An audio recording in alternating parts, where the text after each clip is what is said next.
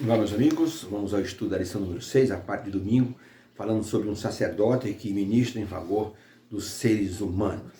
Quando nós olhamos para a questão de Hebreus, o livro de Hebreus, a carta aos Hebreus, nós percebemos que no capítulo 1 e no capítulo 2, Jesus é mostrado como entronizado à destra de Deus, é mostrado como Filho de Deus, a revelação do Pai.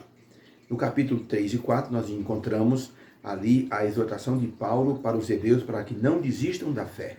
E no capítulo 5, nós encontramos de novo a questão do sacerdócio de Jesus. E a pergunta é, se Deus nos ama, por que precisamos de um sacerdote para estar falando, intercedendo por nós diante de Deus?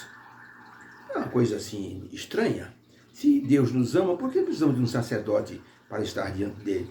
A resposta é, nós não precisamos de um sacerdote para convencer Deus de que deve nos perdoar.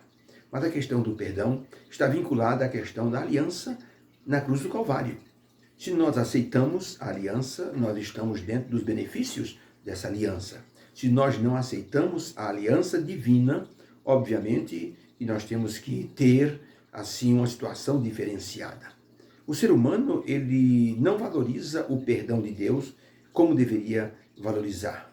A pessoa é perdoada e no momento seguinte já está pecando outra vez. Então é necessário que haja uma mediação, porque ao pecarmos nós não temos condições nenhuma de estarmos pedindo a Deus nada que nos beneficie na forma espiritual. Por isso que a intercessão é assim necessária diante de Deus. Um pastor estava fazendo um exame de pré-batismo para um candidato se batizar, e o pastor fez várias perguntas doutrinárias sobre Jesus, e o candidato errou muitas. O pastor disse, meu amigo, acho melhor o senhor estudar um pouquinho mais. O senhor não está preparado para o batismo. O moço, ao sair, tristemente abaixou a cabeça, e na porta ele disse, pastor, eu não sou capaz de falar muitas coisas sobre Jesus, nem a doutrina da igreja, mas uma coisa eu sei, pastor, eu sou capaz de morrer por Jesus, porque eu acredito nele como meu sumo sacerdote no céu. O pastor disse, como é que é? Vem cá, senta aqui. O que você falou? Eu não sou capaz de falar muita coisa sobre Jesus, sobre a doutrina, mas eu sou capaz de morrer por Cristo. O pastor viu nessa declaração do moço a confiança que esse moço tinha em Jesus como sacerdote. E a partir disso, o pastor diz, você está mais preparado do que muitos aqui para o batismo.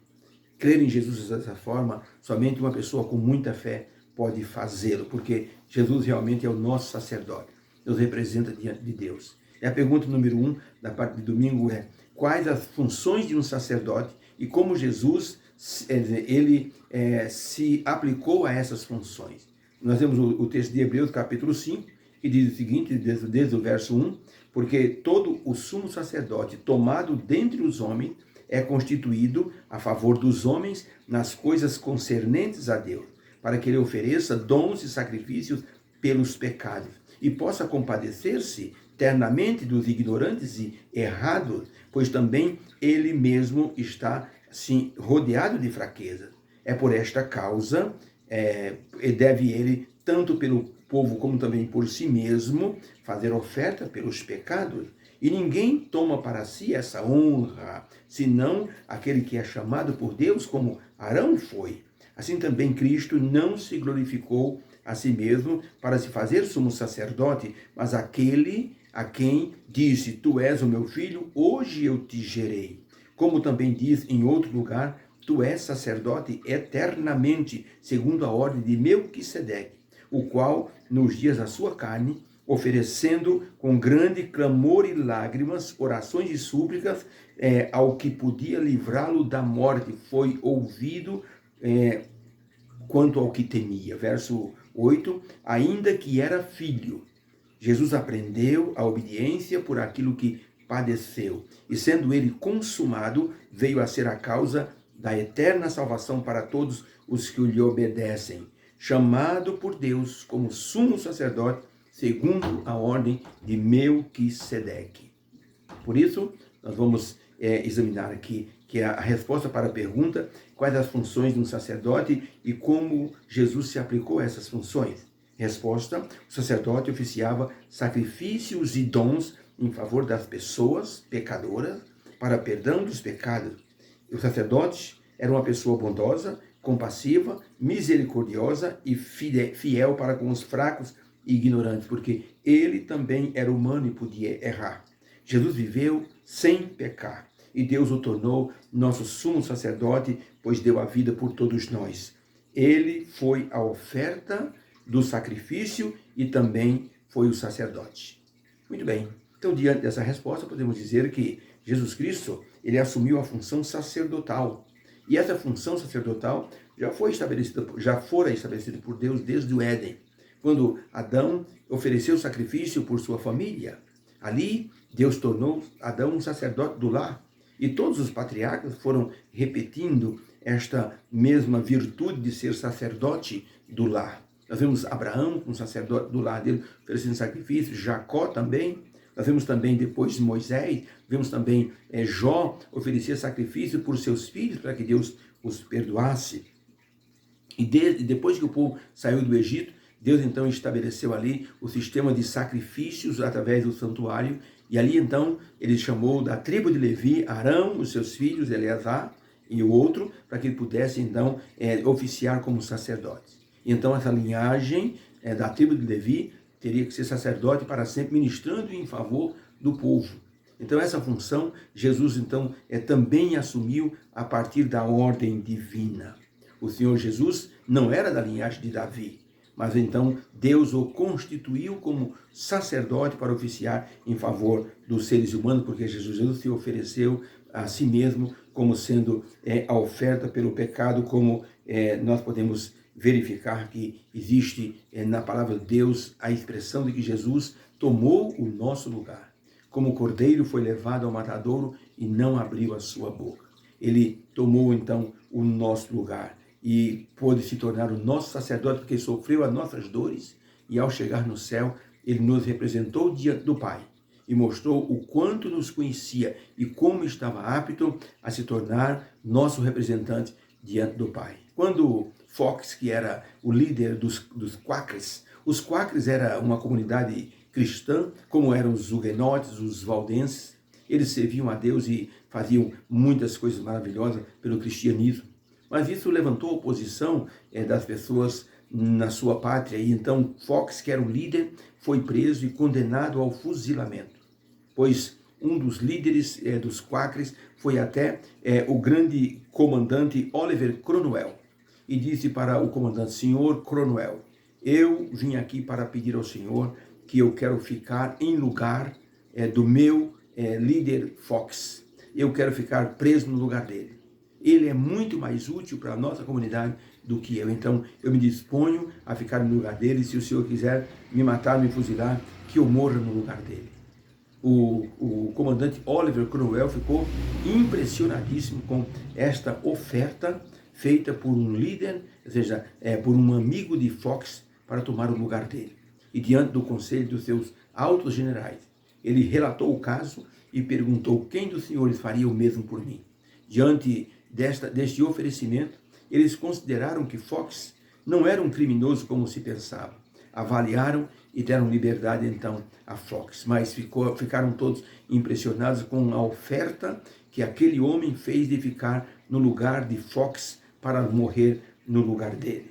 Podemos dizer com isso que Cristo se ofereceu para morrer em nosso lugar, e sua oferta foi aceita.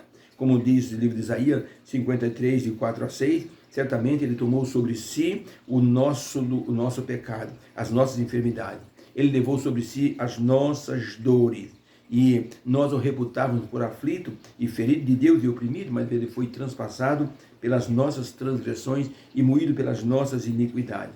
O castigo que nos traz a paz estava sobre ele, e pelas suas pisaduras nós fomos sarados. Todos nós andávamos desgarrados como ovelhas que não têm pastor.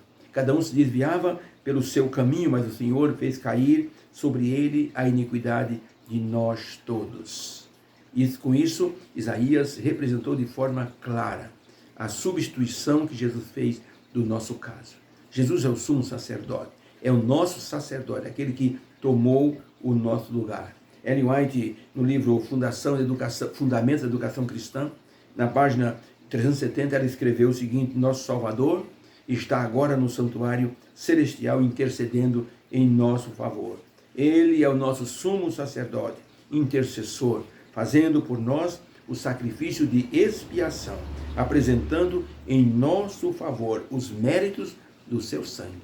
Só o sangue de Jesus é a grande moeda que pode nos assim justificar diante de Deus. Por isso, ele se tornou o nosso sacerdote. Jesus se tornou nosso representante oficial por meio de tudo que sofreu e reconheceu. Diz a Bíblia que Jesus, por meio do que ele sofreu, aprendeu a obedecer. Mas Jesus não tinha que ser assim aperfeiçoado em nada, porque ele nunca foi desobediente. É que Jesus aprendeu uma nova modalidade. Jesus, o rei do universo, ele sempre foi servido. Os anjos lhe obedecem, lhe obedeciam, lhe obedecem. E quando ele foi, então, feito ser humano, ele aprendeu a obedecer. Uma coisa que ele nunca tinha feito, ser obediente ao Pai. Tanto que no jardim do Getsemane, ao orar a Deus, pedindo que o livrasse da situação, ele perguntou: Senhor, é possível passar de mim esse cálice? E orou por 3 vezes. Depois ele disse, de forma assim, em concordância e obediência: faça-se a tua vontade. Se isso não for possível, meu Deus, faça-se a tua vontade. E ele então seguiu no caminho do Calvário e assim deu a vida por todos nós. Se tornou o nosso sacerdote que foi ordenado por Deus. Jesus foi feito sacerdote pela ordem divina, não pela ordem humana. Por isso, nós louvamos o nome do Senhor Jesus por aquilo que ele fez por todos nós. Obrigado, Senhor. Louvado seja o teu nome. Vamos orar. Obrigado, Senhor Deus, porque Jesus se tornou o nosso representante por causa dessa menção, dessa determinação divina de que ele se tornasse o nosso representante. Obrigado por isso. Obrigado porque hoje Jesus nos representa e intercede por nós. Nós te louvamos por essa graça em nome de Jesus. Amém. Deus seja louvado por essa lição. Essa semana vamos aprender coisas maravilhosas sobre Jesus, esse sacerdote maravilhoso, fiel sacerdote, que não nos deixa. Vamos aprender, inclusive, como essa questão do sacerdócio de Jesus nos ensina sobre o amor de Deus. É uma lição assim que será muito bem aproveitada. Que haja uma bênção para o teu coração. Tenha um domingo feliz com sua família. Deus abençoe. Um beijo no coração. Amém.